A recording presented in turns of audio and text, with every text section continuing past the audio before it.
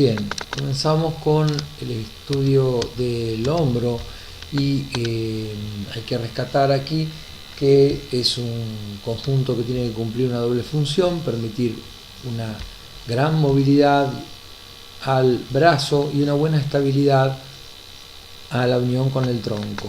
Se estudia sobre dos conjuntos, el escápulo torácico, o sea, la unión del omóplato con el tórax, y el conjunto escápulo-humeral del omóplato con el húmero, con el brazo. Aquí vamos a las localizaciones visibles, muchos ya los vimos con el tronco, el esternocleidomastoideo, que lo estuvimos viendo en clase, que se va a notar sobre todo al girar, la clavícula, aquí adelante que la podemos palpar, la fosa supraesternal, el esternón, que lo podemos palpar al medio, la región del pectoral, el músculo deltoides que cubre todo el hombro, este intersticio deltopectoral, el acromión, que también lo vemos aquí en la vista de espalda, que sería la parte más externa del omóplato, el borde superior del omóplato, el borde interno, bueno, el ángulo superior y el ángulo inferior, la columna dorsal, el tríceps por detrás del brazo y el volumen del dorsal ancho. Aquí vemos también las localizaciones de perfil. Esto es importante ubicar en la axila y va a ser muy importante para la danza, la conformación de la axila, porque muchas de las indicaciones van a pasar por la aparición o desaparición en la postura de estos músculos que a veces quedan aplanados. Por delante tenemos el pectoral mayor, después más atrás, ya conformando la axila, vamos a poder palpar el coracobraquial y el bíceps corto.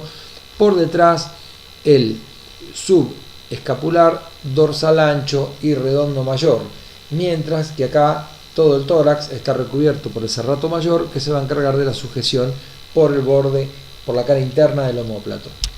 En cuanto a los movimientos, tenemos que estudiar por un lado los movimientos del hombro, que son los primeros que vamos a ver, y aquí están indicados. Cuando el hombro sube es elevación, después tenemos descenso, cuando el hombro se separa, que el gráfico no lo muestra con mucha claridad, pero es cuando el hombro se aleja de la columna vertebral, se llama abducción. Cuando el hombro se acerque, sobre todo el omóplato, cuando se acerque a la columna, es el movimiento de aducción.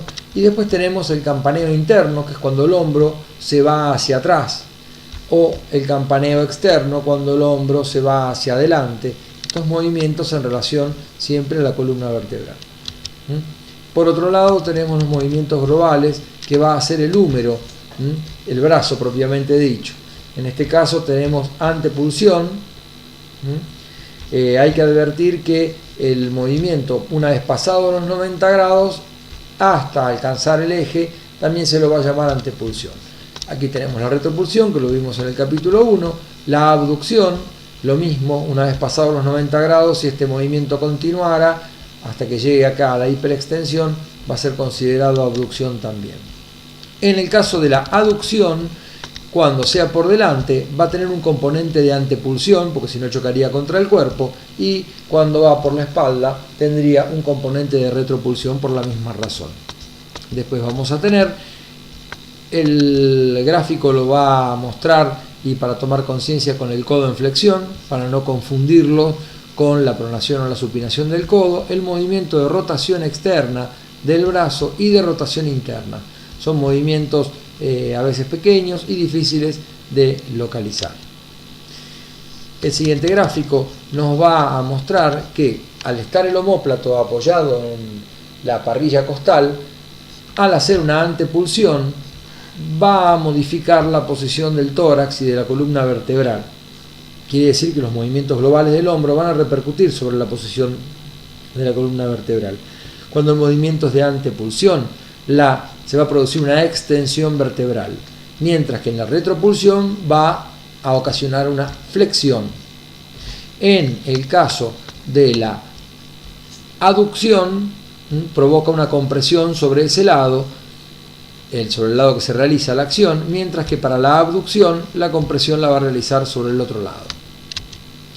En el caso de la rotación interna, cuando el movimiento sea en rotación como lo indica este dibujo. El tórax va a acompañar el movimiento del brazo, tanto cuando sea rotación interna como cuando sea rotación externa.